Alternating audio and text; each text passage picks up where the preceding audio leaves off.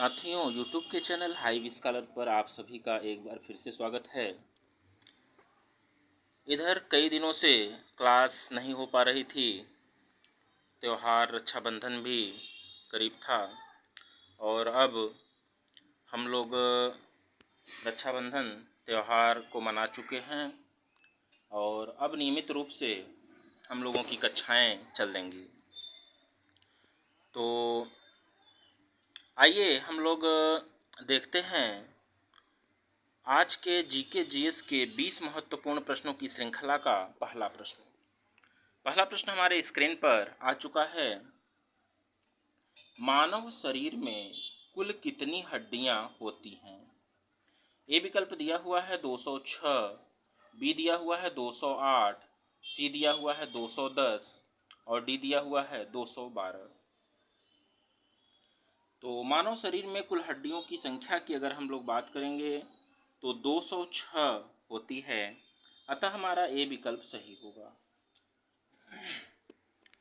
आगे हम लोग बढ़ते हैं दूसरे प्रश्न की तरफ और दूसरा प्रश्न है, लक्षद्वीप में कौन सी भाषा बोली जाती है? ए विकल्प दिया हुआ है उर्दू, बी दिया हुआ है मलयालम, सी दिया हुआ है हिंदी और डी दिया हुआ है फारसी।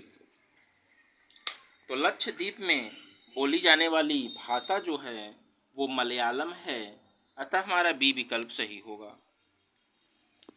आगे हम लोग बढ़ते हैं तीसरे प्रश्न की तरफ और तीसरा प्रश्न है, सोना जिसे हम लोग गोल्ड कहते हैं का आपेक्षिक घनत्व कितना होता है? सोना का आपेक्षिक घनत्व पूछा जा रहा है।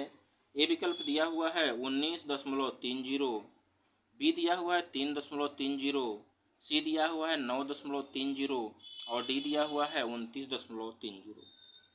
तो सोना के अपेक्षित घनत्व की अगर हम लोग बात कहेंगे तो 19.30 होता है, अतः हमारा ए विकल्प सही होगा। आगे हम लोग बढ़ते हैं चौथे प्रश्न की तरफ। चौथा प्रश्न है, भारत ने रेलवे को बांटा है। भारत ने रेलवे को बांटा है। ए विकल्प दिया हुआ है 16 मंडलों में, बी दिया हुआ है 14 मंडलों में, सी दिया हुआ है 18 मंडलों में और डी दिया हुआ है 10 मंडलों में। तो भारत ने रेलवे को कुल 18 मंडलों में विभाजित किया है, अतः हमारा सी विकल्प सही होगा। आगे हम लोग बढ़ते हैं आज के सेशन के 5वें प्रश्न की तरफ। किस नदी का उद्गम स्थल भारत में नहीं है?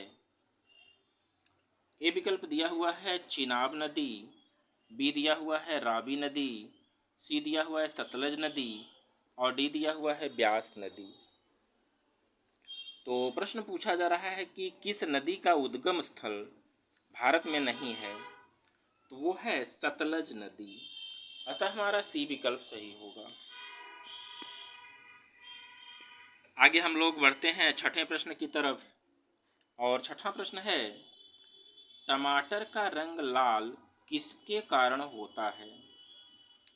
ए विकल्प दिया हुआ है लाइकोपीन, बी दिया हुआ है टैनिन, सी दिया हुआ है एस्कॉर्बिक और डी दिया हुआ है इनमें से कोई नहीं। तो टमाटर का रंग लाल होता है लाइकोपीन के कारण, अतः हमारा ए विकल्प सही होगा। आगे हम लोग बढ़ते हैं सातवें प्रश्न की तरफ और सातवां प्रश्न है, भारतीय संविधान का कौन सा अनुच्छेद मनी बिल को परिभाषित करता है? ए विकल्प दिया हुआ है अनुच्छेद 112, बी दिया हुआ है अनुच्छेद 100, सी दिया हुआ अनुच्छेद 110 और डी दिया हुआ अनुच्छेद 198। तो भारतीय संविधान में मनी बिल के लिए जो अनुच्छेद है वह 110 अनुच्छेद 110 है, अतः हमारा ए विकल्प सही होगा, सी विकल्प सही होगा। आगे हम लोग बढ़ते हैं आठवें प्रश्न की तरफ। हरित रोजगार योजना किस राज्य ने शुरू किया था? ए विकल्प दिया हुआ है केरल, बी दिया हुआ है सिक्किम, सी दिया हुआ है उत्तराखंड और डी दिया हुआ है हिमाचल। तो हरित रोजगार योजना की शुरुआत हिमाचल प्रदेश से हुई है, अतः हमारा बी विकल्प सही होगा। आगे हम लोग बढ़ते हैं 9वें प्रश्न की तरफ। 9वां प्रश्न है, कौन सा कार्बन का अपर रूप है? ए दिया हुआ है हीरा, बी दिया हुआ है संगमरमर, सी दिया हुआ है जिप्सम और डी दिया हुआ है खड़िया। तो कार्बन का अपर रूप की बात करेंगे तो वह हीरा होता है, अतः हमारा ए विकल्प सही होगा। आगे हम लोग बढ़ते हैं 10वें प्रश्न की तरफ। 10वें प्रश्न में देखेंगे, अंकुरण के समय बीज का कौन सा भाग जड़ का निर्माण करता है? ए दिया हुआ है दलपुंज, बी दिया हुआ है प्रांकुर, सी दिया हुआ है मूलांकुर और डी दिया हुआ है बीजपत्र।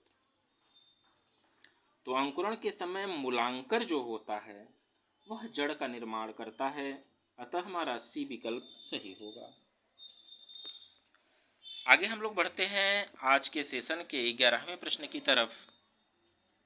और 11वां प्रश्न देखने से पहले कुछ इन्फॉर्मेशन हम आप लोगों को देना चाहेंगे।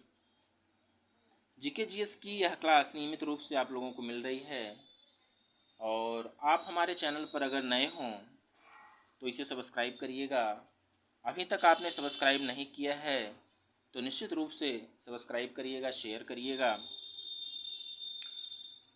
और भी महत्वपूर्ण प्रश्नों को पाने के लिए आप हमारे चैनल पर जाकर के पीछे की जो वीडियोज़ हैं जीके जीएस की, पीछे की वीडियोज़ वो प्लेलिस्ट में पड़ी हुई है, और वहाँ से आप कंटिन्यू वॉच करके आप इसका लाभ उठा सकते हैं। तो आइए 11वें प्रश्न की तरफ बढ़ते हैं। केंद्रीय जल विद्युत शोध संस्थान कहाँ स्थित है? केंद्रीय जल विद्युत शोध केंद्र कहाँ पर स्थित है? ए दिया हुआ है खड़कवासला, बी दिया हुआ है दिल्ली, सी दिया हुआ है जामनगर और डी दिया हुआ है इनमें से कोई नहीं।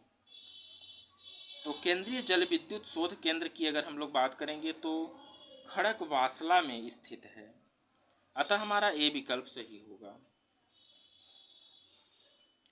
अगला प्रश्न देखेंगे 12वां प्रश्न, भारत की प्रथम खनिज नीति कब घोषित की गई? ए दिया हुआ है 1951, बी दिया हुआ है 1961, सी दिया हुआ 1992 और डी दिया हुआ 1963। तो भारत की प्रथम खनिज नीति की अगर हम लोग बात करेंगे तो यह 1951 में घोषित की गई थी, अतः हमारा ए विकल्प सही होगा। आगे हम लोग बढ़ते हैं 13वें प्रश्न की तरफ। 13वां प्रश्न है, रावत भाटा परमाणु विद्युत संयंत्र कहाँ है? ए विकल्प दिया हुआ है कर्नाटक, बी दिया हुआ है तमिलनाडु, सी गुजरात और डी राजस्थान। तो रावत भाटा परमाणु विद्युत संयंत्र की अगर बात कहेंगे तो यह राजस्थान में स्थित है, अतः हमारा डी विकल्प सही होगा। आगे हम लोग बढ़ते हैं 14वें प्रश्न की तरफ। विश्व की पहली वैदिक घड़ी का निर्माण कहाँ किया जा रहा है? विश्व की पहली वैदिक घड़ी का निर्माण कहाँ किया जा रहा है? ए विकल्प दिया हुआ है शिमला, बी दिया हुआ है जयपुर, सी दिया हुआ है उज्जैन और डी दिया हुआ है इनमें से कोई नहीं। तो विश्व की पहली वैदिक घड़ी का निर्माण उज्जैन में किया जा रहा है, अतः हमारा सी विकल्प सही होगा। आगे हम लोग बढ़ते हैं आज के सेशन के 15वें प्रश्न की तरफ। और 15वां प्रश्न हमारे स्क्रीन पर आ चुका है। लक्ष्मीबाई राष्ट्रीय शारीरिक शिक्षा संस्थान कहाँ?